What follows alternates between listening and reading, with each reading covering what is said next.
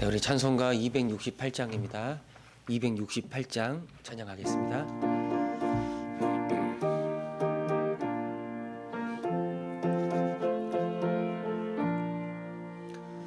죄에서 자유를 얻게 함은 보혈의 능력, 주의 보혈. 시험을 이기고 승리하니 참 놀라운 능력이로다. 주의 보혈 능력이 또다. 주의 피 믿으오. 주의 보혈 그 어린 양의 매우 귀중한 피로다. 육체의 정욕을 이길 힘은 보혈의 능력, 주의 보혈. 정결한 마음을 얻게 하니 참 놀라운 능력이로다. 주의 보혈 능력이 또다. 주의 피 믿으오. 주의 보혈 그 어린 양의 매우 귀중한 피로다. 눈보다 더 희게 밝히는 것, 보혈의 능력, 주의 보혈. 부정한 모든 것 밝히시니 참 놀라운 능력이로다. 주의 보혈 능력이 또다. 주의 피 믿으오. 주의 보혈 그 어린 양의 매우 귀중한 피로다. 구주의 복음을 전할 제목, 보혈의 능력, 주의 보혈. 날마다 나에게 찬송 주니 참 놀라운 능력이로다. 주의 보혈 능력이 또다. 주의 피 믿으오. 주의 보혈 그 어린 양의 매우 귀중한 피로다. 아멘. 이 시간에 기도할 때 우리 주일학교 우리 아이들을 생각하면서 함께 기도하겠습니다. 이제 코로나 방역 단계가 하향 조정되었지만 아직 어린 아이들이, 우리 주일학교 아이들이 교회 나오기는 조금 어려운 상황입니다. 조금 더 방역 단계가 느슨해지고 한 50% 정도까지 올라올 때, 그때 우리 아이들도 현장 예배에 참여할 수 있을 것 같은데, 우리 아이들이 교회를 굉장히 오고 싶어 합니다. 들어보면 빨리 교회 나가서 같이 예배드리고 친구들도 만나고 싶고 선생님도 목사님도 만나고 싶다라고 그렇게 이야기를 합니다. 하나님께서 속히 이 날을 허락해 주셔서 우리 아이들을 교회로 불러보아 주시기를, 이를 위해서 기도해 주시고, 또 계속 온라인으로 드릴 수밖에 없습니다. 각 가정에서 드리는데 이를 위해서 우리 부모님들이 많이 수고하고 있고, 또 누구보다 주일학교 선생님들이 많이 애를 쓰고 있습니다. 어떻게 하든 한번 아이들에게 말씀 전해보고자 온라인으로 불러가지고 또 같이 말씀 나누고 막 그렇게 하고 섬기고 있는데, 우리 선생님들이 지치지 않도록, 또 부모님들도 지치지 않도록, 또 우리 아이들도 비록 어려운 시간이지만 이 시간에 말씀에 또 예배에 잘 집중해서 그들의 믿음이 점점 자라가게 해달라고, 우리 화전중앙교회에 속한 주일학교의 어린아이들, 우리 지체들 한 명도 잃어버리지 않게 해달라고 우리 시간에 한번 이를 위해서 기도하겠습니다. 하나님 아버지, 우리 주일학교 아이들 참 오랜 시간 동안 교회에 나오지 못하고 집에서 영상으로 예배를 드리고 있습니다. 우리 아이들 교회에 나와서 친구들도 만나고 또 함께 모여 찬양하고 예배드리고 또 선생님과 또 목사님도 만나고 싶어하는 그런 간절한 마음이 있습니다. 언제 이것이 풀려서 우리 아이들도 마음껏 교회에 나와 함께 교제하며 함께 하나님께 예배드릴 수 있을지 모르겠지만 속히 그날을 허락하여 주시기를 원합니다. 지금은 온라인으로 예배를 드리고 있습니다. 이를 위하여 우리 교육자들과 선생님들과 부모님들이 정말 애를 많이 쓰고 있는데 지치지 않도록 그들에게 힘 주시고 능력 주셔서 우리 아이들 이끌어가는 선생님과 어른들로 인해서 그들의 마음이, 그들의 믿음이 점점 자라가게 하여 주시기를 원합니다. 우리 화전중앙교회 어린아이들이 웃게 하여 주시고 정말 그들의 목소리가 우리 교회에 가득 차게 해주시고 그래서 즐겁고 기쁘고 감사하고 번성하고 번영하고 하나님께 영광이 될 수 있는 그런 교회가 되기를 원합니다. 한 나이 한 명 한 명 기억해 주시고 한 명도 잃어버리지 않는 우리 교회가 되게 해 주셔서 여기에서 자라난 아이들 하나님의 사람으로 세상에 감당치 못하는 믿음의 사람으로 자라갈 수 있도록 도와주시옵소서. 아멘. 주님, 하나님 아버지, 우리 어린아이들 코로나로 인해서 교회에 나오지 못하고 있습니다. 언제쯤 교회에 나와 함께 마음껏 예배드리며 함께 친구들과 어울리며 교제하며 언제 그런 날이 오게 될지는 알 수 없사오나 하나님 우리를 불쌍히 여겨주셔서 속히 그날을 당겨주시고 우리 아이들 기쁨으로 주 앞에 나아가 예배드릴 수 있도록 인도하여 주옵소서. 지금은 현장에 나오지 못하고 각 가정에서 영상으로 또 온라인으로 예배드리고 성경 공부를 하고 있습니다. 인도하는 우리 교육자들, 선생님들 피곤치 않도록 도와주시고 잘 감당하게 하시고 또 옆에서 도와주는 우리 부모님들도 우리 아이들의 마음을 잘 헤아리고 적극적으로 참여할 수 있도록 주님 인도하여 주옵소서. 우리 화전중앙교회에 속한 우리 어린 자녀들 한 사람도 잃어버리지 않게 해주시고 오히려 이 고난의 때에 우리 아이들의 믿음이 하나님의 사람의 믿음으로 더 굳세어지고 더 온전해질 수 있도록 더 자라갈 수 있도록 하나님께서 역사하여 주옵소서. 그렇게 하실 주님을 믿사옵고 우리 주 예수 그리스도의 이름으로 기도합니다. 아멘. 우리 말씀 보겠습니다. 사무엘하 3장입니다. 사무엘하 3장 우리 12절에서 21절 말씀 보겠습니다. 12절에서 21절 말씀 우리 한 절씩 교독하겠습니다. 아브넬이 자기를 대신하여 전령들을 다윗에게 보내어 이르되 이 땅이 누구의 것이니까 또 이르되 당신은 나와 더불어 언약을 맺사이다. 내 손이 당신을 도와 온 이스라엘이 당신에게 돌아가게 하리이다 하니 다윗이 이르되 좋다. 내가 너와 언약을 맺거니와 내가 내게 한 가지 일을 요구하노니 나를 보러 올 때에 우선 사울의 딸 미갈을 데리고 오라. 그리하지 아니하면 내 얼굴을 보지 못하리라 하고 다윗이 사울의 아들 이스보셋에게 전령들을 보내 이르되 내 처 미갈을 내게로 돌리라. 그는 내가 전에 블레셋 사람의 포피 100개로 나와 정혼한 자니라 하니 이스보셋이 사람을 보내 그의 남편 라이스의 아들 발디엘에게서 그를 빼앗아오매 그의 남편이 그와 함께 오되 울며 바후림까지 따라왔더니 아브넬이 그에게 돌아가라 하매 돌아가니라. 아브넬이 이스라엘 장로들에게 말하여 이르되 너희가 여러 번 다윗을 너희의 임금으로 세우기를 구하였으니 이제 그대로 하라. 여호와께서 이미 다윗에게 대하여 말씀하시기를 내가 내 종 다윗의 손으로 내 백성 이스라엘을 구원하여 블레셋 사람의 손과 모든 대적의 손에서 벗어나게 하리라 하셨음이니라 하고 아브넬이 또 베냐민 사람의 귀에 말하고 아브넬이 이스라엘과 베냐민의 온 집이 선하게 여기는 모든 것을 다윗의 귀에 말하려고 헤브론으로 가니라.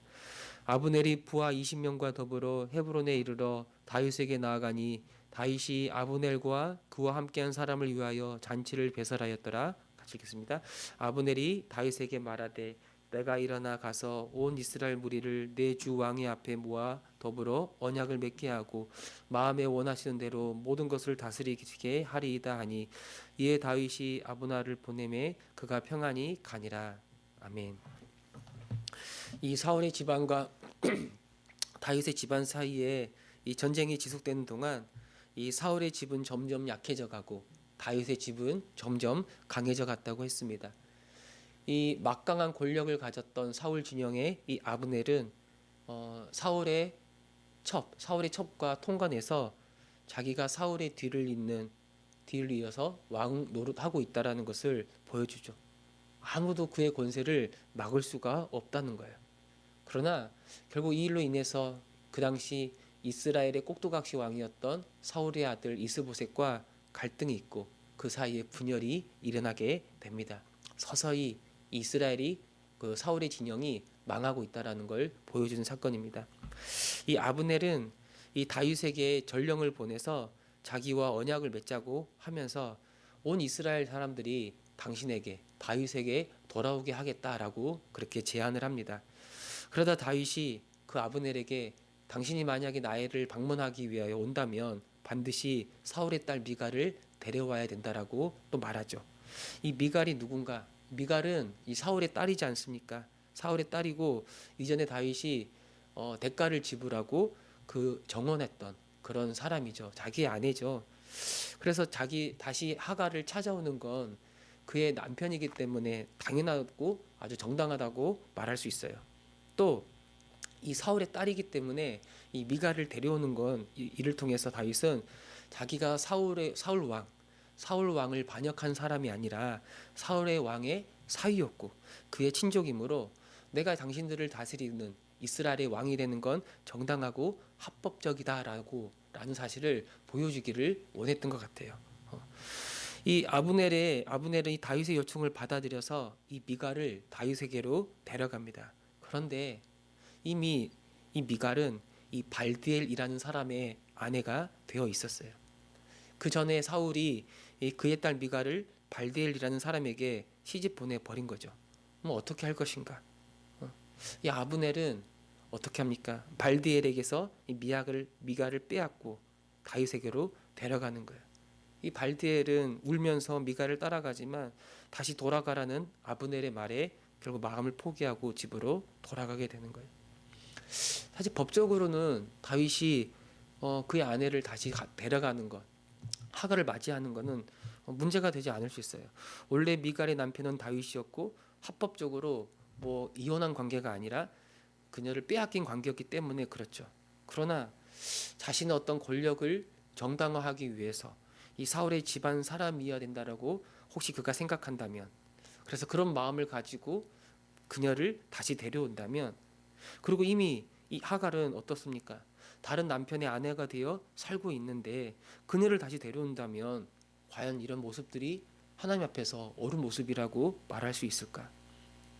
하나님이 다윗을 이스라엘의 왕으로 기름 부으시고 그를 세우신 것은 다윗이 사울의 자손이기 때문에, 사울의 집안 사람이기 때문에 그를 세운 게 아니었어요. 다윗 입장에서는 어떻습니까?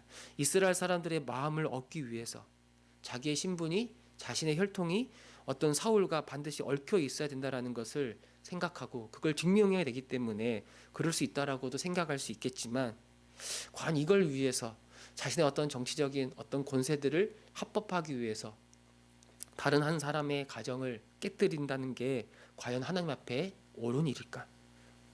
여러분, 인간적인 방법으로 문제를 해결하려 할 때 항상 문제가 더 일어나는 거예요. 하나님이 다윗을 온 이스라엘의 왕으로 세우셨다면, 하나님이 그를 세우셨다면 하나님은 하나님의 방법대로 하나님의 때에 반드시 그 일을 이루실 거예요. 그렇다면 조급하지 말고 하나님의 때를 기다려야 하는 거예요. 어떤 인간적인 방법들, 어떤 정치적인 계산들을 하면서 이것들을 풀려고 할 때 항상 문제가 일어나고 결국에는 내 주위 사람들에게 씻을 수 없는 아픔과 상처를 줄 수가 있는 거죠.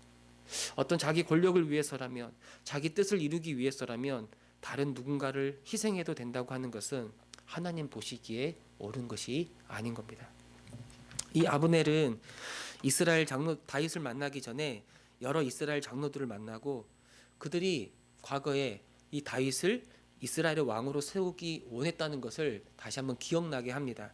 아마 표면적으로는 이스라엘 장로들이 사울과 그 집안을 섬기고 지지했지만 실상 그 마음의 실상은 이스라엘 장로들이 다윗을 이스라엘의 왕으로 세우는 것이 하나님의 뜻이라고 계속해서 받아들이고 인정하고 있었던 것 같아요. 아브넬은 그들에게 다윗이 어떤 일을 했는 어떤 사람인지를 설명하는데 18절에 보면 하나님이 다윗을 통해 이스라엘을 구원하고 블레셋을 비롯한 모든 대적으로부터 우리를 벗어나게 했다라고 그렇게 말하죠. 그러니까 이제 다윗을 왕으로 세우는 게 하나님의 뜻이다라고 말하면서 여러 장로들을, 이스라엘 장로들을 설득하고 있는 거죠.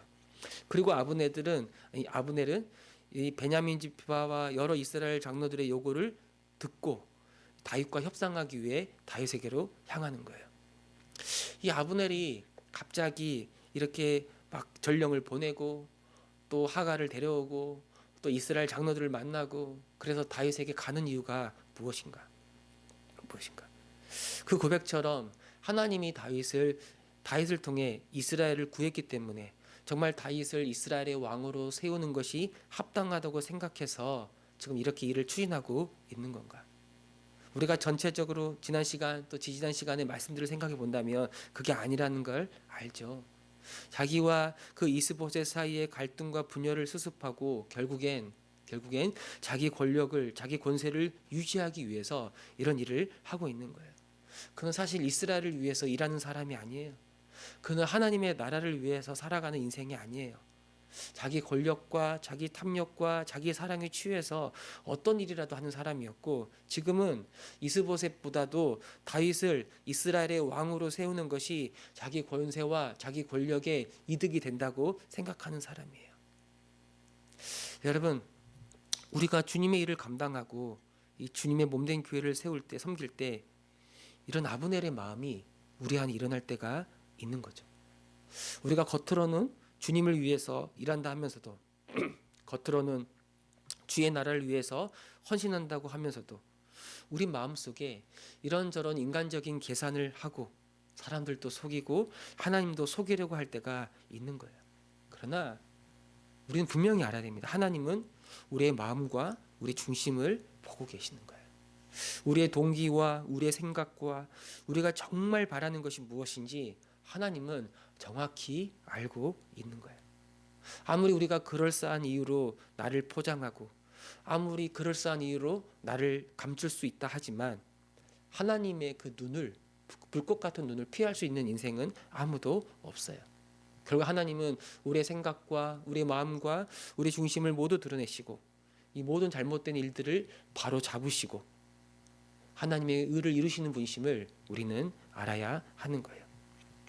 이 아브넬은 자기 권력을 이용해서 온 이스라엘 백성을 불러 모아 다윗과 언약을 맺으려고 합니다. 다윗을 찾아가서 당신이 단지 유다 지파의 왕만이 아니라 온 이스라엘의 왕으로 내가 세워주겠다, 당신을 세워주겠다라고 그렇게 이야기하는 거예요. 마치 자기가 다윗을 온 이스라엘의 왕으로 삼을 수 있는 것처럼 그렇게 말하는 거예요. 그리고 다윗은 이 아브넬의 제안을 받아들이고 그를 평안히 이스라엘로 돌아가게 합니다. 이런 일들을 보게 되면 정말 아브넬이 계획하고 생각하는 바대로 다 일이 이루어지는 것처럼 보여요.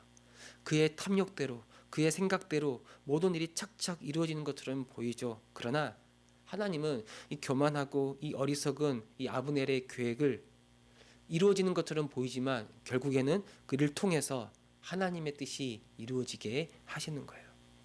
여러분, 아브넬이 정말 원했던 것이 무엇입니까? 정말 다윗이 온 이스라엘의 왕으로 등극하는 게 아브넬이 간절히 원했던 일입니까? 아니죠. 그 관심은 자기 권력과 자기 권세이지 다윗이 왕이 되든 아니면 그냥 이스보셋이 계속 이스라엘 왕이 되든 거긴 상관이 없는 거예요. 무엇이든지 자기에게 도움이 되고 이득이 되는 것, 자기 권력에 보탬이 되는 것이라면 하는 사람이 아브넬이에요. 하나님도 심지어 하나님의 뜻도 자기 욕심을 이루기 위해서라면 이용하는 사람이 바로 아브넬이죠.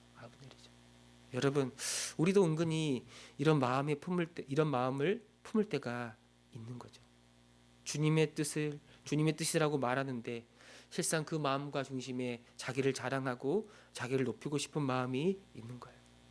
사랑하고 섬기고 희생하고 그래서 자기를 내어주고자 하는 게 아니라 이런 섬김의 모습도 결국에는 자기를 자랑하기 위해서 자기를 높이기 위해서 하는 마음들이 있는 거예요. 우리는 항상 이런 마음과 이런 중심을 살피고 이런 마음들을 볼 수가 있어야 돼요. 우리의 일상, 우리의 살아가는 삶이 사람들과 관계를 맺고 또 그들 앞에서 살아가는 삶이지만 그러나 가장 먼저 우리는 하나님 앞에 서 있고 하나님 앞에서 살아가고 있다는 사실을 우리는 잊어서는 안 돼요. 그리고 혹시 이런 마음들이 우리 안에 있다면 정직하게 주님 앞에 섰을 때 이런 마음들을 우리가 보게 된다면 참 감사한 거예요.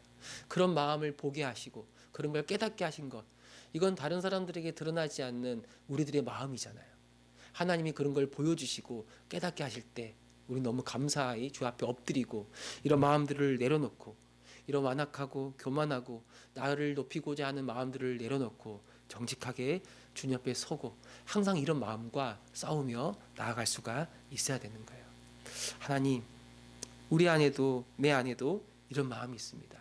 주를 위한다 말하지만 은근히 주님을 통해서 나를 자랑하고 싶고 나를 높이고 싶어하는 이런 교만한 마음들이 우리 안에 일어나는데 그때마다 주님 우리에게 말씀하시고 주의 말씀 앞에 엎드리게 하시고 우리의 교만함과 우리의 자랑과 우리를 높이고자 하는 그런 모든 마음을 꺾어버리게 하시고 오직 주님만을 높이고 다른 사람들을 위하여 나를 내어주며 살아가는 그런 진실한 주님의 사람이 되게 하여 주옵소서. 오늘 이 말씀이 저와 여러분 우리 모두의 기도가 되기를 간절히 소망합니다. 아멘.